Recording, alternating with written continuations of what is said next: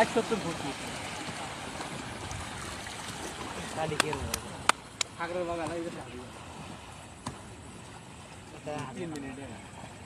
এটা রাস্তা ছিল রে, এটা দিয়ে তখন আমরা চলাচল করলাম, চলে গেল আমরা পানিতে ফাঁসিয়ে গেলাম।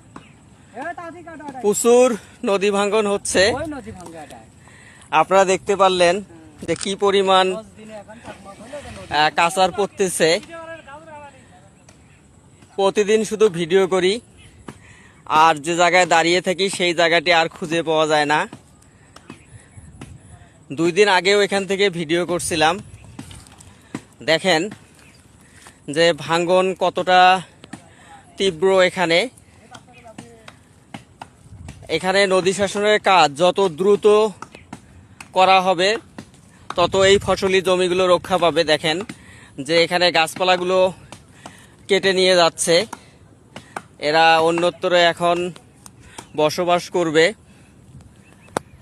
2 দিনে কমপক্ষে 50 থেকে 60 ফিট জায়গা ভেঙে গেছে। 1 বছরের মধ্যে প্রায় 500 ফিট জায়গা ভেঙে গেছে। এখানে দেখেন যে নদীতে যাতে না ভাঙে এই জন্য গাছগুলো কাটা হচ্ছে।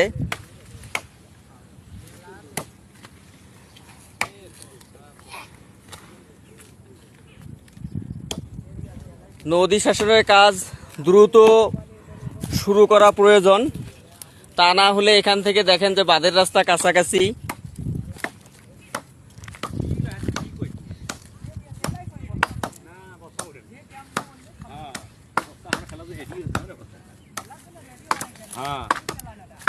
আনুমিয়া কতগুলো জমি ভাঙে গেল? আনুমিয়া হ্যাঁ 7-8 বিঘা জমি ভেঙে গেছে। নিঃস্ব হওয়ার পর দেখেন যে একটা মানুষের আসলে কি অবস্থা। নদী মানে আনুমিয়ার জমি সব ভেঙে নদীতে গেছে, এখন নিঃস্ব হয়ে গেছে। ওর কথা এখন নদী শাসনের কাজ হোক বা না হোক আর কোনো সমস্যা নাই, কারণ ওর নিজের জমি আর নাই। নদী ভেঙে যাচ্ছে, দেখেন যে এই যে টাসাগুলো কেটে নিচ্ছে। নদীর কাজে তো ভাঙ্গানি, ওটা 2-1 চাপা পড়বে, ওটা ভাঙবে।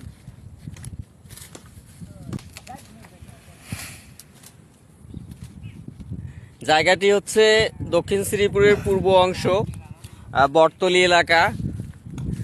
বটের গাছ এখানে বিশাল একটি আছে। বটের গাছের পূর্ব পাশেই সামনে বাবুর বাজার। বাবুর বাজার থেকে পুটিমারি পর্যন্ত ভয়াবহ নদী ভাঙ্গন। ফসলি জমিগুলো যাচ্ছে, কিন্তু কাছাকাছি অবস্থানে বাঁধের রাস্তা রয়েছে। দ্রুত বাঁধের রাস্তা রক্ষা করার জন্য হলেও কাজ করা প্রয়োজন। নদীর পানি কখনো বৃদ্ধি হচ্ছে, কখনো কমতেছে, আর নদী ভাঙ্গনও ওই অনুযায়ী বৃদ্ধি হচ্ছে।